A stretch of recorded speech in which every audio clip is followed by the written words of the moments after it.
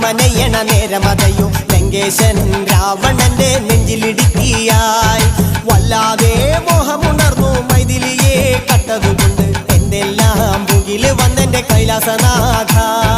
കുഞ്ഞുമകൻ മേഘനാഥനും സോദരനും സർവരും ഇന്ന് തന്നെ വിട്ട് പോയതല്ലോ കാലപുരി തന്നിൽ പശ്ചാത്താപം നിറയണ് രാമന്റെ ശരമുനയാൽ മോക്ഷത്തിൻ പടി കടക്കാൻ മോഹമുദിക്ക